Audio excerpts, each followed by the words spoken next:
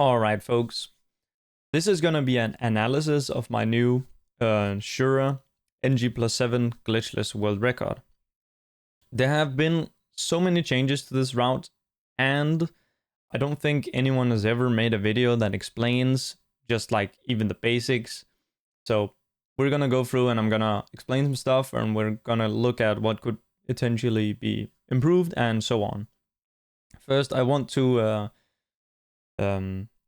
note though that this is done on the most current patch of the game, 106, because I get this question all the time, and yeah, this run is done on the current patch, 106. You could do it on 104 as well, it would be fine, and also 105. If you go any lower than that, then you start running into issues where the tools that you use are weaker, and the bull is stronger. The bull is stronger on 103 and 102, and Mortal Draw is weak on 102. That's just a little fact for those who care about the patches. Alright, we're gonna start out with doing these locked-on jumps. This is a pretty standard Sekiro speedrun strat. When you are locked on, your jump has less height, and so you land earlier. In this section we cannot run yet, so we'll do this locked on jumping to make our way quicker. Fast. I gotta decrease the volume a little bit. Alright, normally in this, when you talk to Kuru, you have to go through all of his dialogue when you do a game, a new game.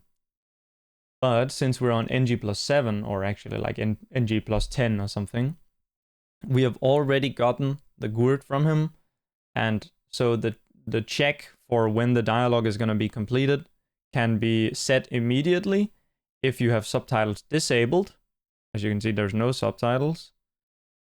If you have subtitles disabled, and you instantly skip out of the dialogue with the menu button. And boom, that way we can just go quickly through that. There'll be a few there'll be a lot of things that are identical to the standard run that you would do on a new game, but there'll be a lot of instances as well where that old strategy, let's say, is modified by some tool that we now have for NG+7. For example, coming up is the Ginitro tutorial fight, which we'll just try and die as fast as possible on. On this fight, normally in a new game run, you would run at him. But as you see, we actually have a massive health bar right now, so we won't die in one shot from him. So it's actually going to be really slow to have us kill him. Earlier on in the history of this run, we would use Tanto and Yash to lower our HP, but actually we'll use a bite down to instantly die. This also pops the cutscene immediately, and it's just very fast. Alright, so we do a little bit more jumping, and then we got running for pretty much the rest of the run. The first boss is Chained Ogre, and usually before you go to Chained Ogre in a run, you might want to pick up some gachins to stealth deathblow him, but because we have all of these resources in advance, we don't actually need to pick up any of that. In the entire run, we pretty much, we won't pick up any items. Or if we do, then it's a mistake, or it will be the key items needed for completing the game. So, for example, the gun fort key, which is required to open the door past the gun fort after you kill long arm centipede giraffe. And then also, you know, the Lotus of the Palace, the Shelter Stone, and the Mortal Blade, which are the 3 key items needed, plus Ginitro, to trigger the ending of the game. So we'll do a little backstab here, then we'll buff up, and then we'll use Send Throw. Send Throw does more damage depending on how much money you have. When you have above 500, as far as I remember, that's when you get the maximum damage. But of course we have 7,000 right now, so it's gonna be doing the max damage for the rest of the run. No worries about the money. And then we finish him with a Dragon Flash. The Dragon Flash has a very slow animation, but it does a good chunk of damage. So we do it in a way where we can get the death blow to cancel the recovery of the animation. Now we're gonna do double canyon skip. This was something that we didn't want to do for a while, but I recognized that at this point the run is getting so tight that we need to do this. There's not a lot of time save left. If you watch my run, you'll know what the final time is, and you can see over here, these are what my splits calculates that if I played perfectly for the rest of the run, I would get this time, this 25:42.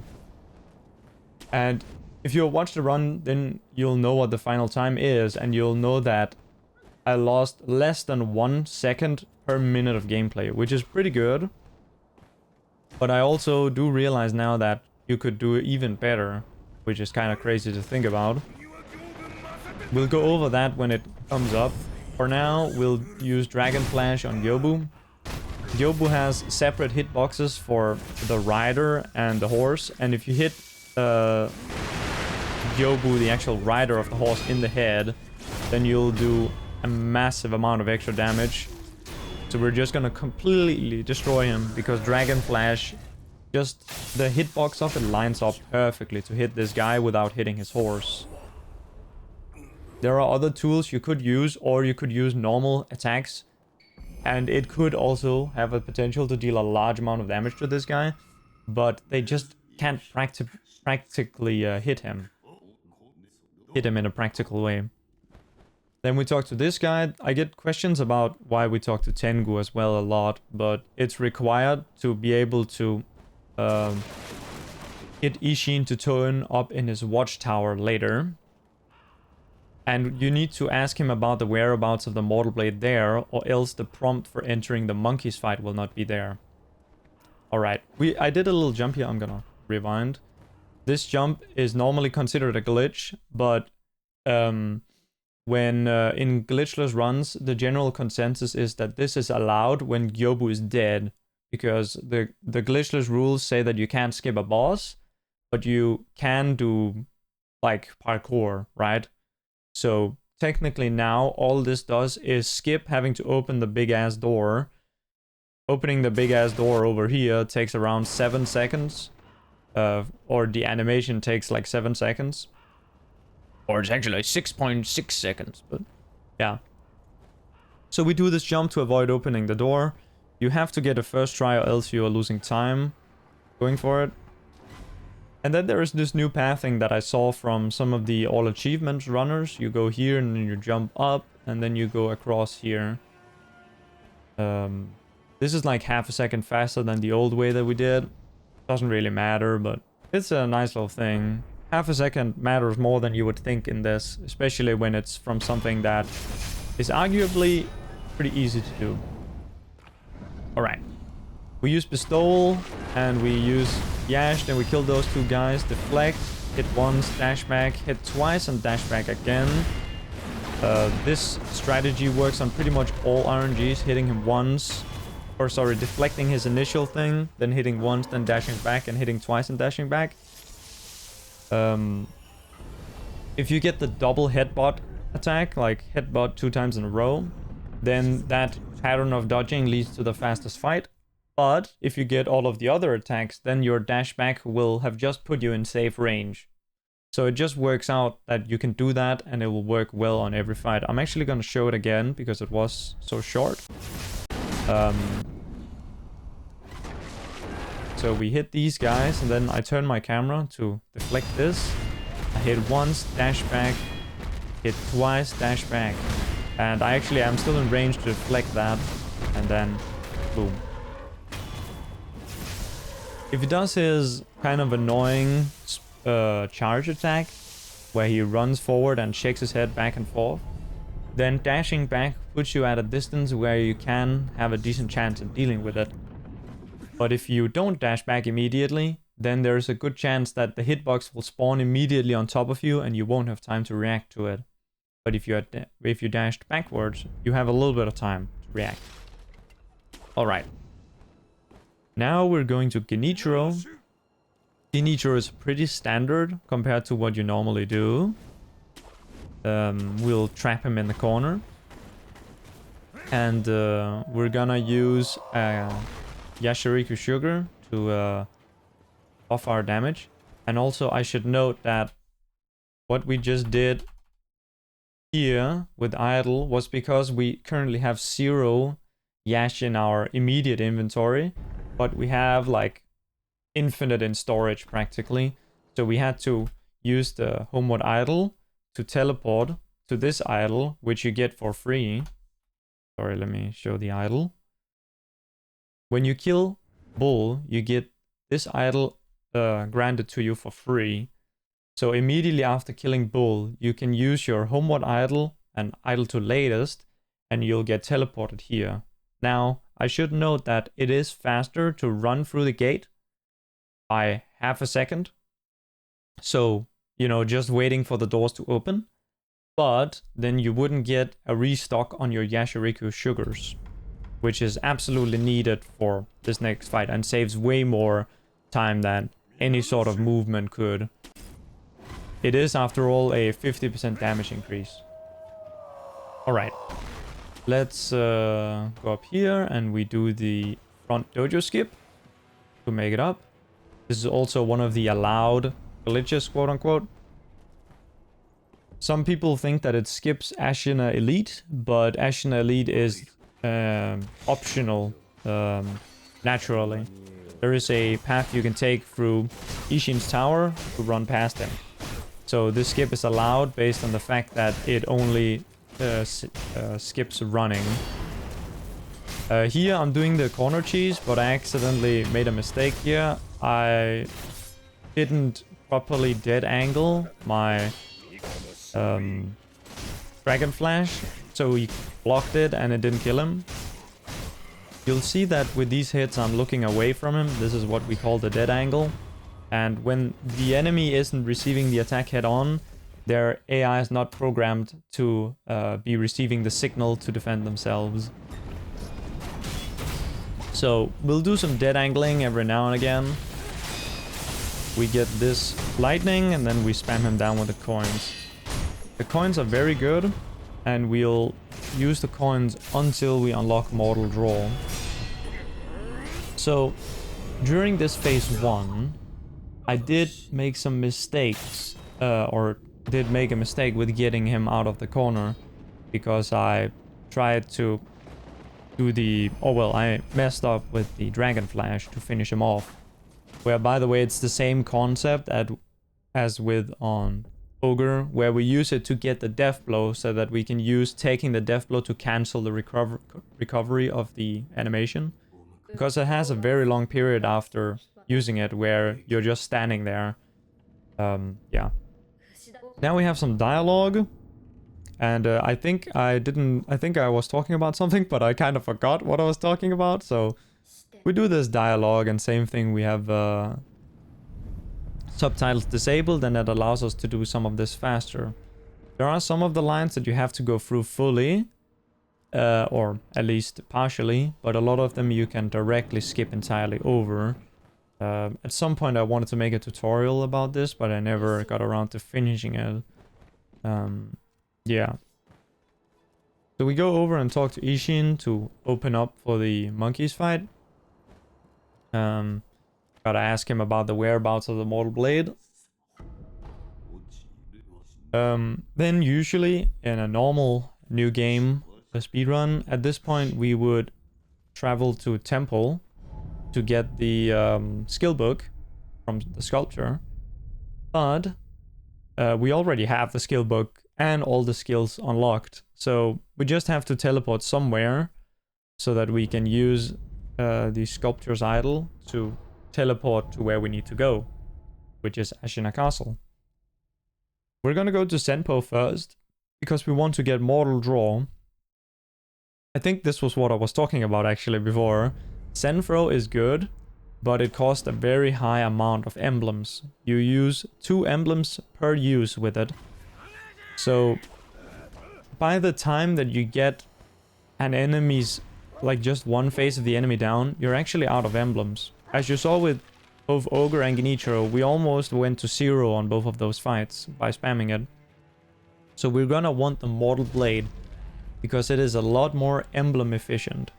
And some of these later bosses are gonna have a lot more HP than we can just deal with Senfro. Also, Senfro does like almost no health damage. It does only posture damage, pretty much.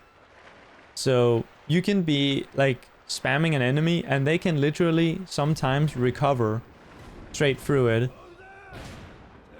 Because stamina gets recovered based on how much HP they have left. So when they are above 80% HP, they'll have their full stamina recovery. And then once they get below 80, they get a big cut. Once they're below 80%, they get a big cut to their recovery speed. And then at 60, they get another cut. Once you get below 60, it's basically non-existent. But already below 80, it gets lowered so much that it is basically a non-factor anymore. But when they are, you know, let's say at 90 to 85% HP, they will recover a lot. So you want to start out the fight by doing health damage to get them below 80, so that you don't have to deal with them passively recovering. I know that the general like understanding is that recovery only happens when you disengage from the enemy, but that's not actually true. The enemy will recover between when they transition from animation to animation, and some of their moves also have an innate ability to recover posture, just as the Ichimonji does for the player, for example. So actually, you are forced to have to deal with recovery. There are some recovery points, some points in the animations of the enemy where they can recover that you cannot prevent in any way. So dealing health damage is the only way to get around this. So that's why coins aren't the best. But we'll use coins on this guy. This will be the last major fight where we use it. The reason it's good on this guy is because he literally doesn't recover posture, and he does not have a health bar.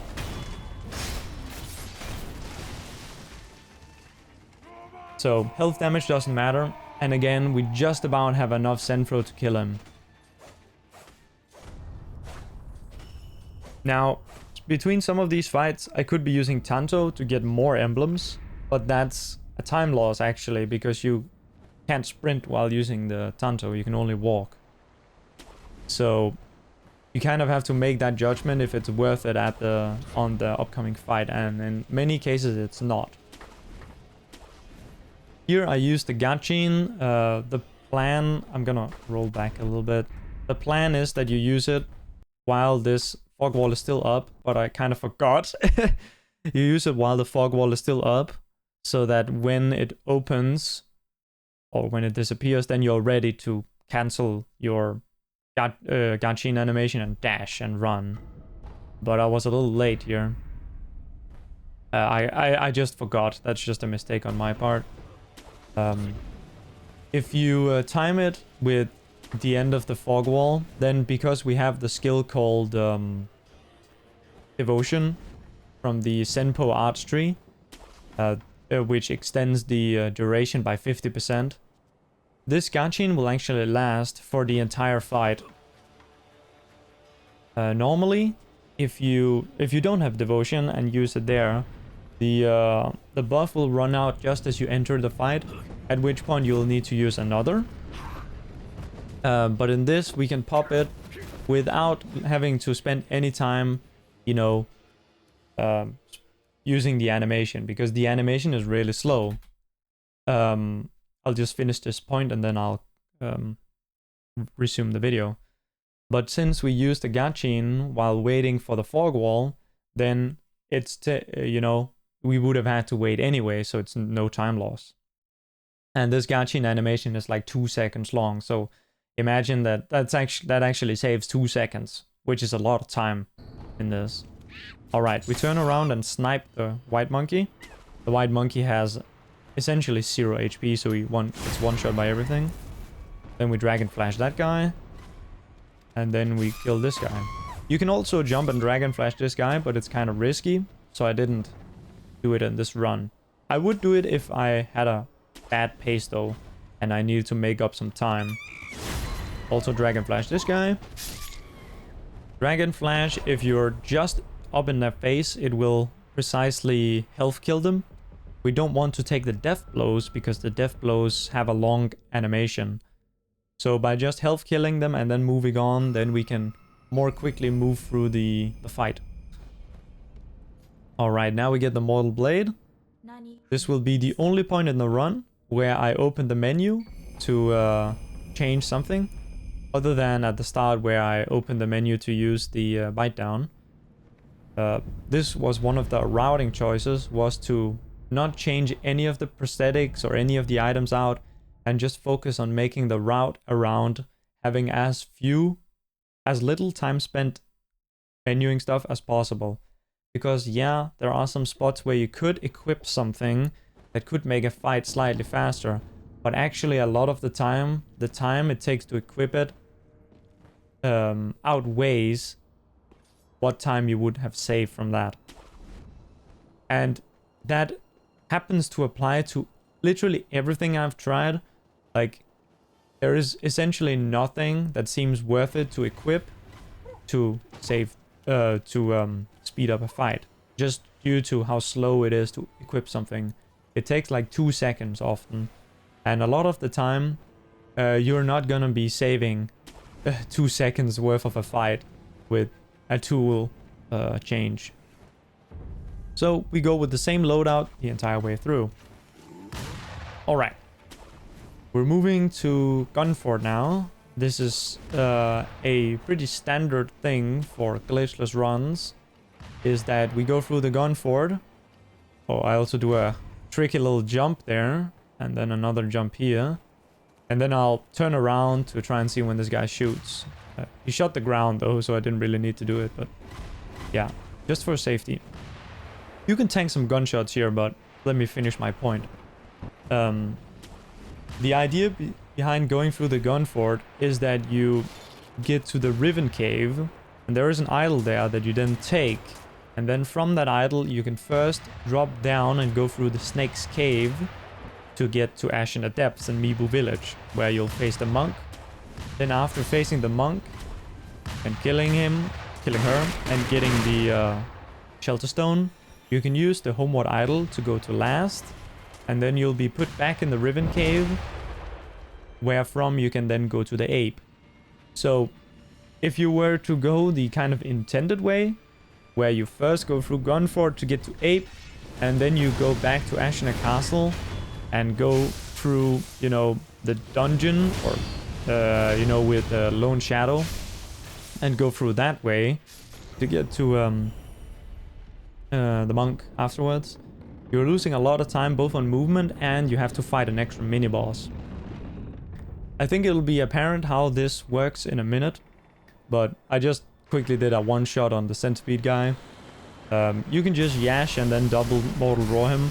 Note that you need to be in front of him for it to kill. If you're behind him when you do the mortal draws, then he will not die from it, because he can recover posture.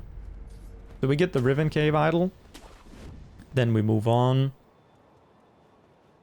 and we go around there with this little jump, and then we drop down. We don't go to Ape just yet, because we want to be able to kill the monk first, so that the double Ape won't have spawned yet, because the double Ape fight first spawns when you have killed the normal Guardian Ape. So we go kill monk first. But when you go through this cave, you get put to the poison pool, which you usually reach by going... also, Mistraven, woo! This is one of the reasons why Mistraven is equipped. You'll see the other reason a bit later, but I'll continue explaining. You get to the poison pool. The normal way of getting here would be to kill Lone Shadow and then dropping down the bottomless hole. But that's a lot slower than doing this. Alright, we jump up behind Snake Eyes, backstab her, use a Yash, then double MD, and then finish her with Senfro. This works against every RNG she does. This is a scripted fight, like many of the other ones. Out of all the fights we do, it is actually very few in this category where the boss can do anything. If it isn't apparent, then when you're on NG+7 with 99 attack power, then you are much, much stronger than you would be on a new game. That, on top of the fact that we have so many tools and infinite Yashirikus, it means that this route is actually a lot easier to execute than a standard new game Shura. But at the end of the day, the difficulty of a speedrun is not so much in the content, but it depends on how competitive it is. So, for example, getting the world record in this is harder than getting like a top 50 time, let's say, on Shura Glitchless. But getting the world record on the standard new game Shura Glitchless is a lot harder than getting the world record on this. And that's, you know, just because of the competition and like how difficult it is to obtain a certain time rather than just a mere completion of the route. Right, we killed Miss Noble. He dies to Mortal Draw quickly as well. And then we'll move on towards Monk. A lot of this route is spent running from place to place. The fights are very quick. So if you were to compare how much faster this category is compared to the new game version, it's around 3 minutes. Wait, is that true? Quick math. Okay, it is... Wait, it's 2.5 minutes, sorry. 2.5 minutes. Roughly. And pretty much all of that is through boss fights being quicker. Alright, we popped the contact medicine, which lets you use Mist Raven without taking damage from an enemy. And then we can stealth death blow the monk because we hug the side of the arena, which means that when she spawns in, she won't have seen us. And then we can stealth death blow her. This is one of the things, together with the Genichiro corner cheese, that you can argue is a glitch. Now, the speedrun community has generally accepted that AI manipulation and stealth cheesing is not considered a glitch, but I do understand if someone would disagree with that and would think that those are glitches.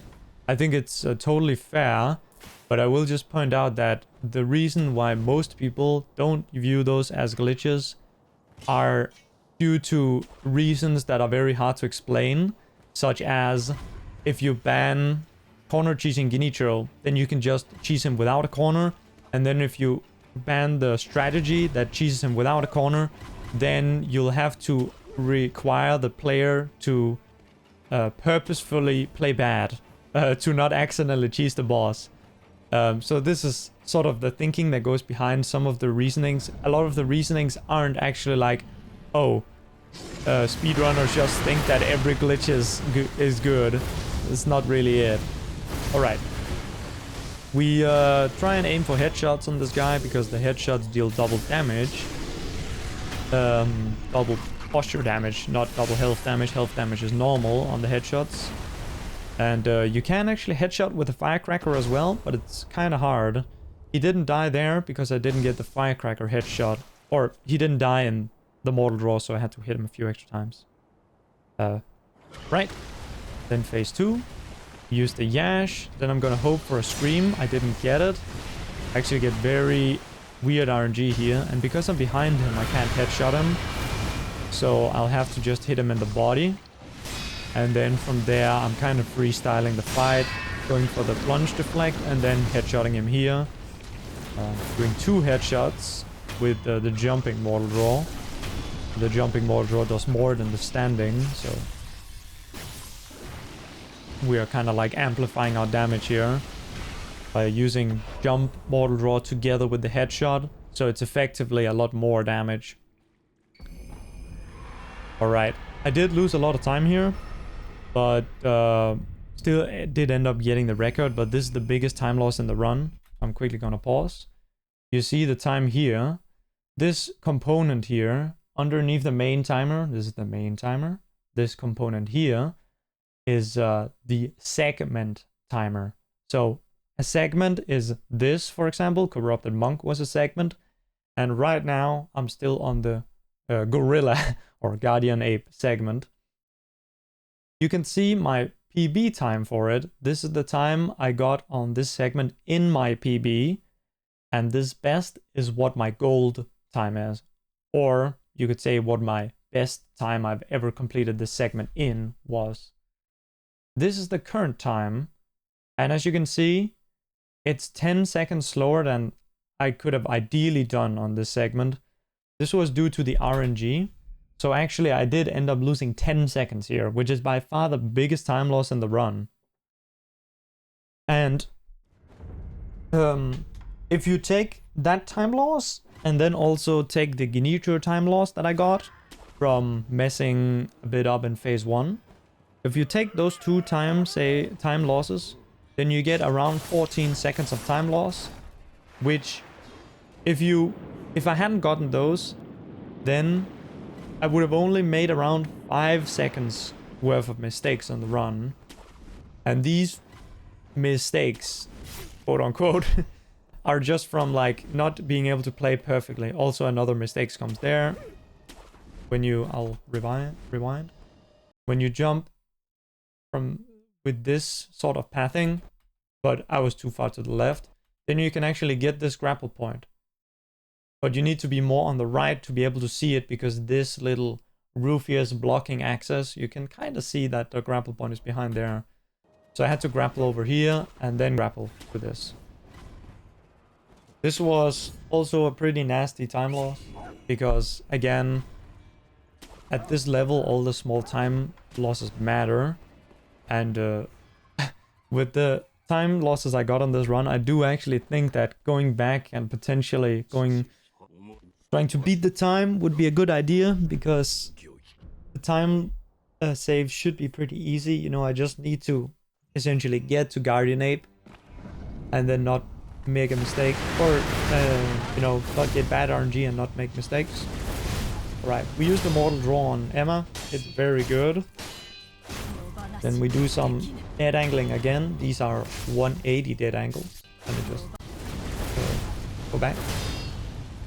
With these, she can't defend herself, and we can kind of loop her a bit to finish the fight. In the normal Sure Glitchless run on a new game, you will do that for the entire fight, because you can't afford to use the Mortal Draws there, but we have so many emblems that we can. We've actually used the Tanto already twice. For those who don't know, the Tanto gives you 5 extra spirit emblems, as you can see here. And during this fight, we can use it during downtime. I used one before entering the fight, and then one after Emma died while I was waiting for the cutscene. And we'll use our third after we get the death blow here. This, you could say, is a time loss, because you could start attacking him earlier. But actually, if you attack him immediately, then his AI will do some weird stuff that is gonna lose you time. So you actually do want to wait there. Alright, really good fight here on both Emma and Ishin. Ishin didn't back up. I was able to attack him like pretty much at all times, and we didn't get any problematic attacks that we weren't ready for. Really good fight overall.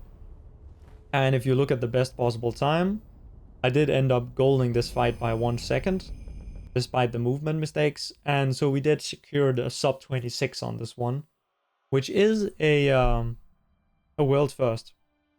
The previous world record was 26 minutes and 2 seconds by Saratoga. Saratoga is the one who came up with probably, yeah, most of the strats in this run.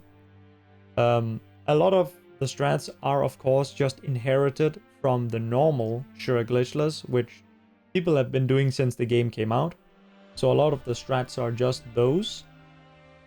But there are also some completely new things, like the Gyobu strat, for example, this thing. This is a Saratoga invention. So, yeah, Saratoga deserves a lot of credit for this. I also did do some contributions, not that much compared to Sarah, but I guess I'd probably be number 2 in terms of contributions. But that's because not a lot of people have been working on this route. It's mainly been me and Sarah who've been working on it. And Wormdog, you know him, he has also done a run of this category, which was the world record at one point. A 26:18, I think. Yeah. I hope that Sarah will try and take it back. If not, then I'm probably happy to just let the record stay this way. Because, yeah, I'll probably want to do some other runs, you know? And, yeah, I think this was about all I had to say. To sum up, this run is not perfect. I lost around 19 seconds during the entire run. And 14 of those were by pretty bad mistakes that I should not have, or by pretty, I should say, those 14 seconds are, you know, the Genichiro plus the ape stuff. And that is something that you could realistically save if you could pull off another run with a good, like, early game. A big factor for this category now is that you need to hit double canyon skip. Without double canyon skip, you're not gonna get these. This is where the recording ended. Without double canyon skip, you're not gonna have a fast enough start to be able to make up for the rest. And I don't know if Sarah wants to do that skip, because that is like kind of something that they didn't want to do for the longest time. It is really hard, and when I'm running this, I'll probably do like 3 attempts where I get to the canyon area every time. Let me go back to it. Where I get to this point every time, but only on like every 3rd attempt will I be able to land the skip. Those other attempts will be resets where I need to start over from the beginning. So it takes me around like probably, I know it says 3 minutes here, but there is a bit of like loading time as well.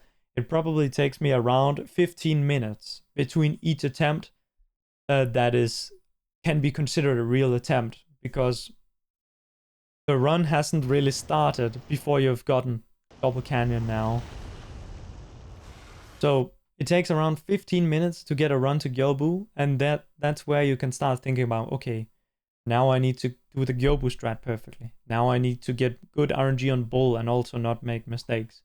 And so on with all the segments. So it is pretty rough. Now this is kind of how it goes, you know, at a certain level where every single little tiny bit matters, and there'll be very hard strategies that are required. So this is nothing new.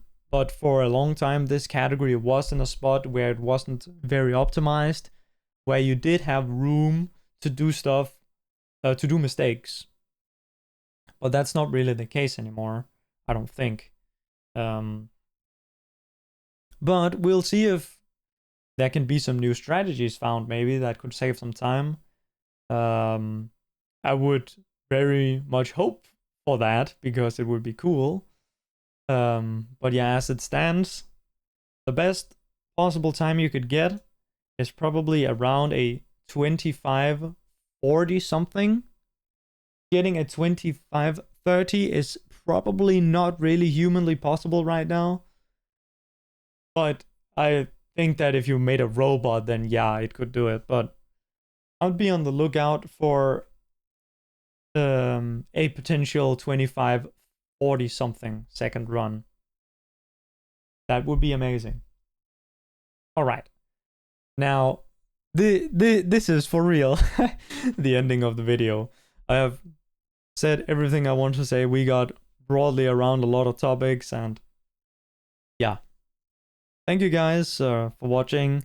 I hope you enjoyed the video, and please hit me with a subscription. That would be nice. I'll see you later.